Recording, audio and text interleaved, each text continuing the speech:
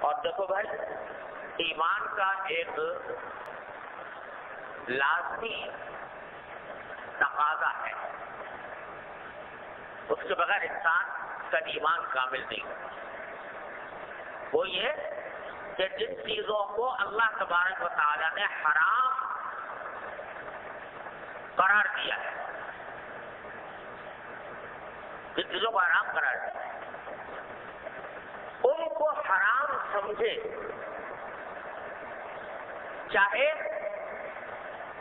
مبتلا ہو اس میں، چاہے وہ حرام کام میں مبتلا ہو،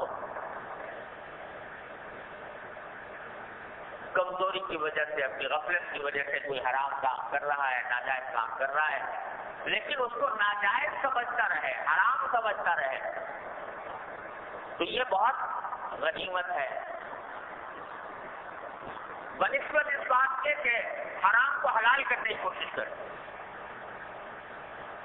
کوئی آدمی فرض کرو سود کھا رہا ہے، اللہ بچائے، جیسے آج کل ابتلا ہے، بہت سے لوگ بینکوں میں ملازم ہیں، اللہ بچائے، وہ آمدنی ساری سود کی آمدنی ہے، حرام۔ تو اگر حرام سمجھتا رہے کہ بھائی یہ کام ہے حرام، اپنے دل میں اس کے اوپر شرمندہ بھی رہے، کوشش بھی کرتا رہے کہ میں اس سے نجات پالوں، تو انشاءاللہ اتنی سنگین بات نہیں ہے، ایمان کم از کم محفوظ ہے اور اس کے لیے بھی بہت موقع ہے۔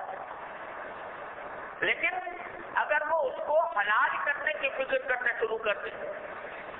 جس کو اللہ نے حرام کیا اس کو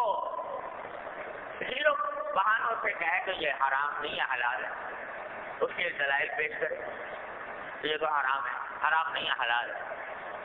اللہ بچائے۔ تو حرام چیز کو حلال سمجھنا یہ کفر ہے، یہ صرف معصیت نہیں ہے، صرف گناہ نہیں ہے، بلکہ یہ کفر ہے،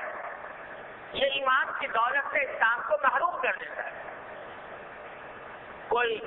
سود کھاتا ہے، کوئی شراب پیتا ہے، کوئی اللہ بچائے بدکاری کرتا ہے، کوئی جھوٹ بولتا ہے، وغیرہ وغیرہ، تو یہ سارے کے سارے گناہ حرام ہیں، ان کو اگر حرام سمجھ کر کرے گا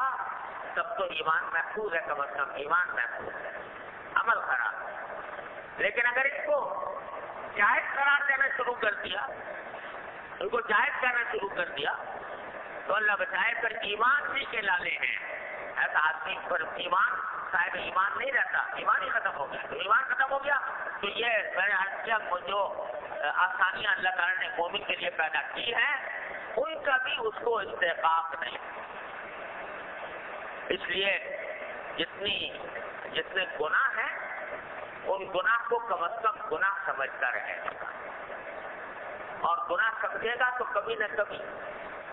اللہ تعالیٰ اس سے توبہ کی بھی شاید توفیق عطا فرما دے۔ اگر گناہ ہی نہیں سمجھتا تو توبہ کہاں سے، توبہ کس بات پر مانگے؟ یہاں کم از کم گناہ سمجھ رہا ہے تو شاید شرمندگی ہو، ندامت ہو، تو کبھی توبہ کی توفیق ہو جائے۔ اللہ تبارک و تعالیٰ ایمان کو سلامت رکھے، اپنے قلبوں کو رکھے، اپنے رحمت سے۔